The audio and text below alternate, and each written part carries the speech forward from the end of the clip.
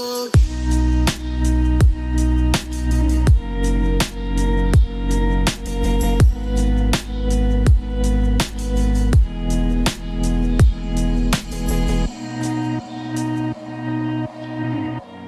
so this is going to be a really exciting video, at least for me, it sure is.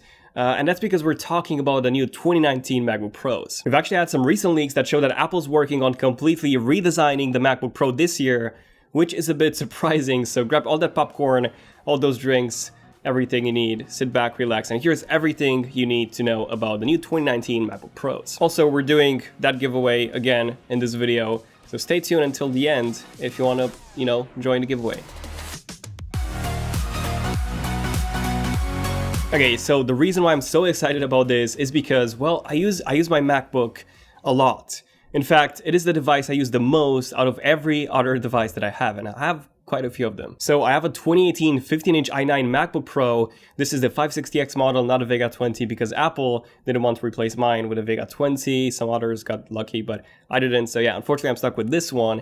And even though I still have lots of issues with the processor, lots of crashes when I connect this thing to Thunderbolt, which is basically every single day, overall, I do still love it. I use this thing for at least 12 hours a day, so yeah, every small improvement that the next model would get, even if it's just a slight, clock speed bump or an improved cooling system, it would have a big impact on my workflow, reason why I'm really looking forward to the next model, especially since it does appear to be a noticeable change. So Ming-Chi Kuo, who's been the analyst with the best track record when it comes to Apple leaks, released a new report claiming that Apple is working on a new 16-inch to 16.5-inch MacBook Pro with a brand new design. Okay, so this is surprising. It's surprising because one, Apple has updated the design of the MacBook Pros in 2016, and usually Apple keeps a new design, a new generation for about 4 years, and they just updated the specs. So the previous Retina MacBook Pros, they were released in 2012, and the generation before that was launched in 2008 with the 15-inch MacBook Pro. So having a new major redesign in 2019 would make this generation of MacBook Pros the shortest lived cycle. And to be honest, that does make a lot of sense.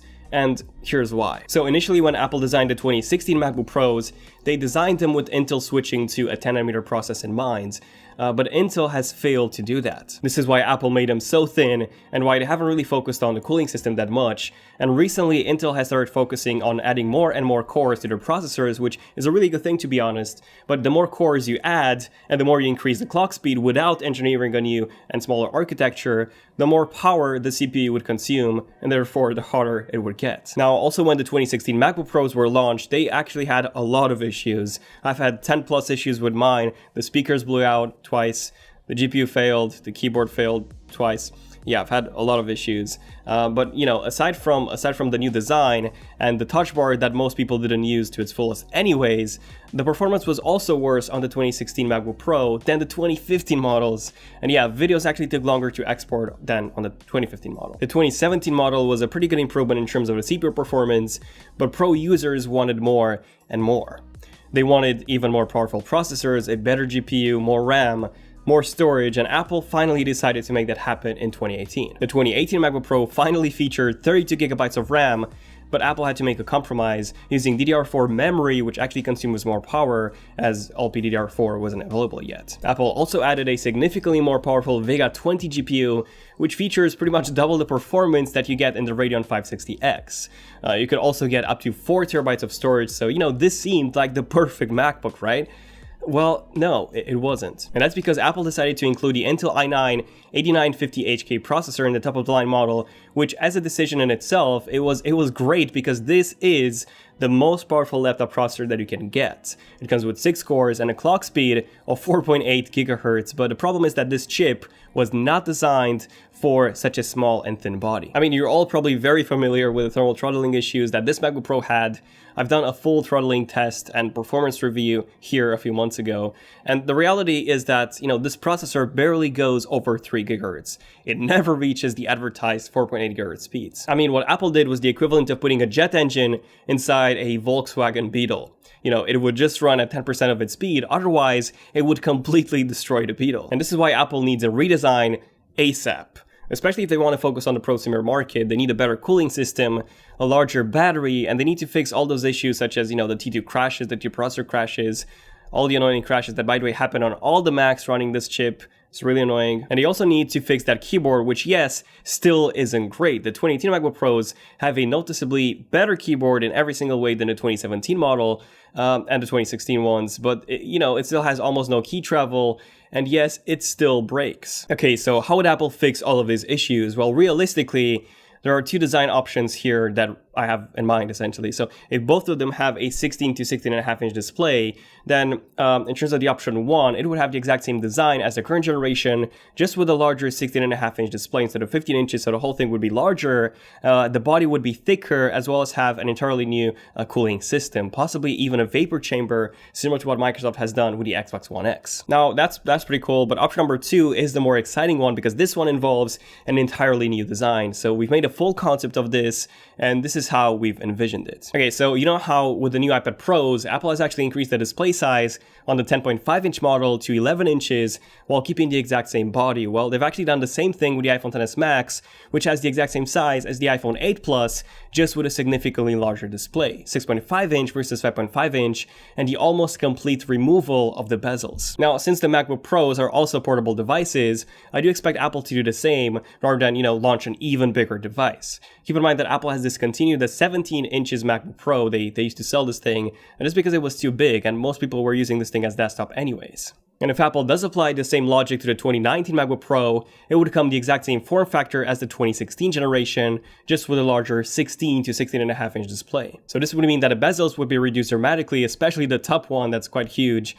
So expect something similar to what we have on the iPad Pro. This is how we've done our concept, a uniform bezel all around the display. And with every major redesign also comes a thinner body. So the 2016 models were already incredibly thin at 1.55 centimeters, and we've actually made ours at 1.24 centimeters, so 20% thinner, which is similar to the reduction in thickness that we've had from the 2012 generation to the 2016 one. And one of my main complaints with the 2016 models, aside from the keyboard and all the other issues, has always been the touch bar. Not just the way that developers have implemented it, because come on, we don't need a bold or italics command on the touch bar. We can do that much easier and quicker using the keyboard commands.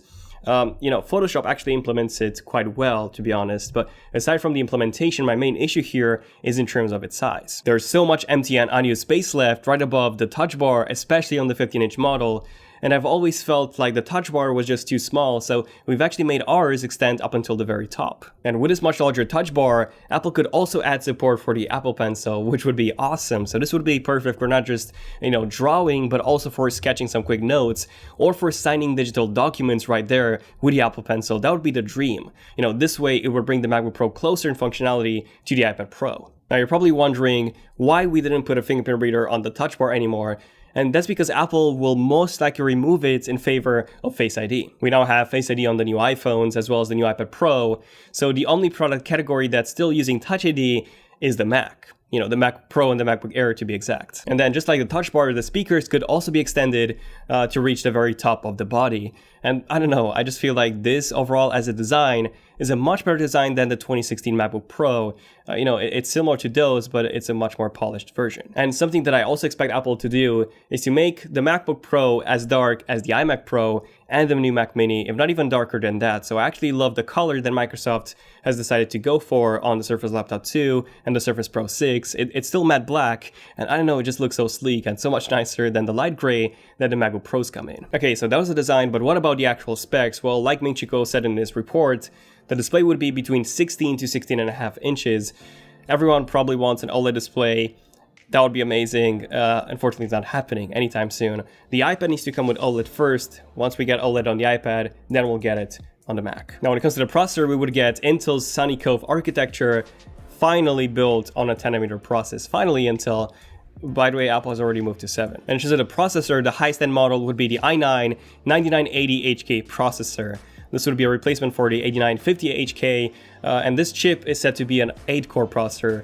8-core, 16 threads, up to 5 gigahertz, which is insane. So yeah, also Apple would require a lot of cooling for this. Now in terms of the GPU, we would be getting Intel's Gen 11 graphics for the integrated ones, which are actually a pretty big deal because these are the first graphics from Intel capable of reaching 1 teraflop of GPU performance. Now the Vega 8, for example, this is the integrated GPU inside the AMD Ryzen 5 2500. This one actually hits 1.1 teraflops. So yeah, it's gonna be close in performance to that. But obviously the 15-inch MacBook Pro would also be getting a dedicated GPU, most likely the Vega 20 again, because we haven't seen anything new announced by AMD for this year. So it's probably going to be the same chip as in the 2018 model, it's just a slightly overclocked version. So yeah, that's the GPU. But something big that Apple's working on is a MacBook that uses their own Apple A series processors. As even the 2018 iPad Pro, that thing with the Apple A12X is actually more powerful than the 2017 15-inch MacBook Pro. Yes, I'm talking about the highest end configuration that you can buy, the Intel 7920HQ processor, and that's insane. Also keep in mind that the iPad Pro isn't even cooled at all. I actually did a separate video. Not a lot of you have seen that video, but there we go, here it is. It's a video editing performance test between the iPad Pro and the MacBook Pro 2017, and the results are very, very surprising. So the video's here. Pretty cool video. Now, Apple does plan on transitioning to their own processors from Intel at some point, pretty soon as well. Now, at WWDC 2019, Apple would actually unveil the first generation of macOS to fully support iOS apps, and more than likely in 2020, we would see the processor transition coming to the Mac with a newer version of the 12-inch MacBook. I really don't expect these chips to be coming to the MacBook Pros anytime soon, maybe 2021 at the earliest, I would say, because software is the main issue here, and Apple has a ton of optimizations to do, not even to mention that Thunderbolt 3, which Apple is pushing more and more today on every single one of their devices, would not be supported by Apple's A-series processors because Thunderbolt is an Intel technology. The 12-inch MacBook doesn't have Thunderbolt, so yeah, that's why it's probably coming to the 12-inch MacBook first, and in the future on the other ones. Also, the 13-inch model is said to be getting 32 gigabytes of RAM, but there are no reports on its design or any redesign on the 13-inch MacBook Pro, so it might just be that only the 15-inch model would be getting this redesign, because the 15-inch one definitely needs it the most. With a 13-inch MacBook Pro, Apple could also apply the same style with the larger display and thinner bezels, and in that case, you would be getting a 14 or so inch panel, but there's not enough room for a larger touch bar, so that could be an exclusive feature to the 16.5 inch new MacBook Pro. But yeah, let me know in the comments your thoughts on this new redesign, and also what are your thoughts on the current generation MacBook Pro? Do you have, or have you had any of the issues that I mentioned before? You know, GPU issues, keyboard issues, any of that, overheating, probably all of them. But yeah, let me know in the comments, and also check out the previous MacBook Pro videos, the Vega 20 versus 560X. This was the Vega 20 review, and you know, a few more videos in case you missed those on the MacBook Pro. And like I said before, if you managed to make it until the end of this video, there's a giveaway. So the giveaway is the Sony wireless headphones with NFC pairing, these models. And I mentioned those before in the previous videos as well. So this is this week's giveaway. And all you have to do is be a subscriber of the channel, and also follow on Instagram at ZenofTech, and leave a comment on this photo with the blue iPhone XR saying why would you want to win the Sony wireless headphones. And I'll be announcing the winners on Instagram via DM on March the 18th. But yeah, thank you for watching. Subscribe, hit the bell icon if you're new to the channel and you want to see more cool videos like this one. Hopefully this was cool. I'll make an updated video once there's any updates on, you know, the 2019 MacBook Pros. Stay tuned for some more Leaks Rumors episodes. I'm Daniel, and I'll see you guys in the next video. ZenofTech, signing out. Cheers.